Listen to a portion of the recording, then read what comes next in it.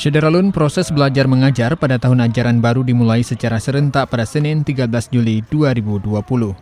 Namun, pihak Dinas Pendidikan dan Kebudayaan Kota Lok Sumawe memastikan tidak bisa menggelar proses belajar mengajar secara tatap muka. Hal ini sehubungan Kota Lok Sumawe sampai sekarang masih masuk dalam kategori zona kuning COVID-19.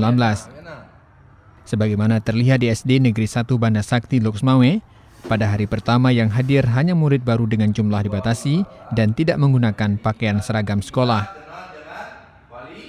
Seandainya nanti belajar di rumah, kita semua telah mengenal siapa wali kelas. Jadi hari ini adalah hari pertama kita masuk.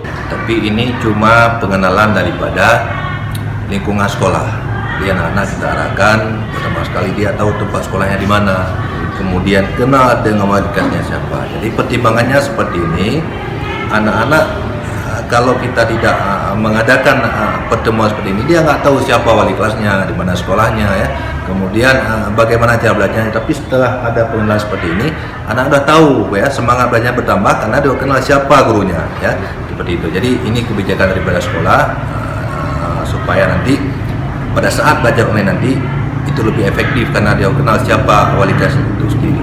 Ini berarti anak kelas 1 Pak ya? Satu saja. Hari ini, hari Senin tanggal 13 ini, kelas 1 saja pengenalan dengan wali kelasnya. Setelah itu selesai, tidak masalah.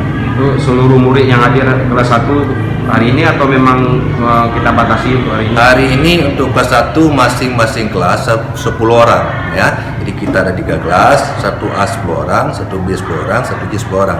Besok kita lanjutkan dengan nomor 11 sampai dengan 20. Begitu seterusnya sampai 30 orang. Hadir semuanya sampai hari Rabu. Jadi makanya kita batasi. Jadi hari ini kita datang ke sekolah ini khusus akan masuk ke dalam. Kemudian di sana ada toilet. Kalau mau buang air kecil, ya. Kehadiran murid baru itu pun hadir bukan untuk proses belajar mengajar, namun hanya perkenalan dengan wali kelas serta memaparkan bagaimana proses belajar secara daring. Pertemuan yang hanya berlangsung 1 jam itu, para murid diwajibkan menggunakan masker dan setiap kelas hanya diisi untuk 10 murid.